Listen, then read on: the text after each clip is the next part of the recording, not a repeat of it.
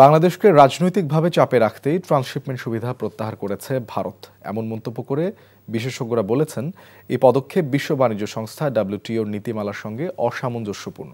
ব্যবসায়ীরা বলছেন, ভারত সরকারের হঠকারী সিদ্ধান্তে নেপাল ও ভুটানের রপ্তানির ক্ষেত্রে তেমন প্রভাব ফেলবে না। তবে বাণিজ্যের সুষ্ঠু প্রবাহ বজায় রাখতে উভয় পক্ষকে আরও বেশি উদার হওয়ার তাগিদ বিশ্লেষকদের।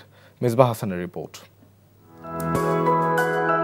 দেশের করিডর ব্যবহার করে প্রতিবেশী দেশ ভারতকে নানামুখী ট্রানজিট সুবিধা দেওয়ার পর 2020 সালে ভারত থেকে ট্রান্সশিপমেন্ট সুবিধা নেয় বাংলাদেশ। ভারতের বিভিন্ন বন্দর ব্যবহার করে পণ্য নেপাল, ভুটান, মিয়ানমার সহ বিশ্বের বিভিন্ন দেশে কম সময়ে স্বল্প ব্যয়ের মধ্যে রপ্তানি করার সুযোগ পায় বাংলাদেশ। সম্প্রতি কোনো রকম আলোচনা ছাড়াই এই ট্রান্সশিপমেন্ট সুবিধা প্রত্যাহার করে ভারত সরকার।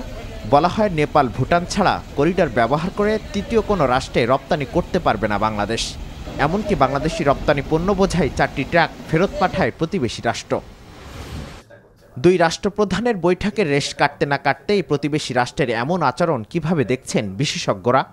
এই জিনিসগুলো আসলে আর্থিক নয়, যতটা না আর্থিক তার চেয়ে বেশি রাজনৈতিক, পলিটিক্যাল কারণে। ভারত বাংলাদেশের একটা বড় প্রতিবেশী দেশ, তাদের সাথে সম্পর্কে আমাদের লাভ যা হয় আর্থিকভাবে, তার চেয়ে লস হয় অনেক বেশি। WTO ওয়ার্ল্ড ট্রেড অর্গানাইজেশনের এটা শর্ত, এটা দিতেই হবে।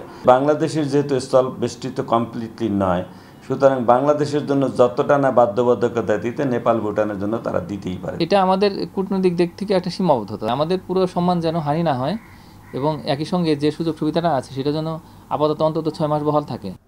এমন পরিস্থিতিতে বিকল্প পথ তৈরিতে বেশি মনোযোগ দেওয়ার তাগিদ বিশ্লেষকদের।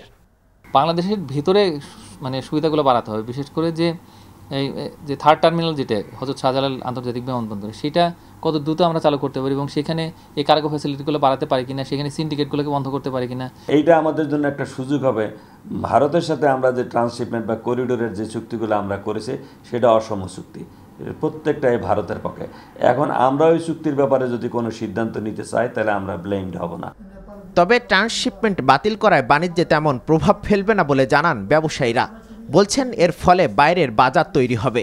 আমরা নেপাল, ভুটানের ক্ষেত্রে যেহেতু আমরা ল্যান্ড পোর্ট ইউজ করে থাকি, আমাদের ক্ষেত্রে কোনো ইম্প্যাক্ট এটা হবে না। আমাদের রপ্তানির জন্য অবশ্যই নতুন নতুন বাজার খোঁজা দরকার। এক্ষেত্রে আসিয়ান আমাদের জন্য one of the great potential market. আমি আমাদের সরকারকে আপনাদের মাধ্যমে রিকোয়েস্ট করব, যত দ্রুত সম্ভব আসিয়ানের সাথে যেন একটা ফ্রি ট্রেড এগ্রিমেন্ট অথবা কোনো না কোনো চুক্তির মাধ্যমে যেন করা হয়। যদিও প্রাথমিকভাবে সিদ্ধান্ত বাংলাদেশের আঞ্চলিক বাণিজ্যের পথে প্রতিবন্ধকতা তৈরি হলেও দীর্ঘমেয়াদে সিদ্ধান্ত ভারতের জন্য আরও ক্ষতিকর হতে পারে বলে মত বিশেষজ্ঞদের।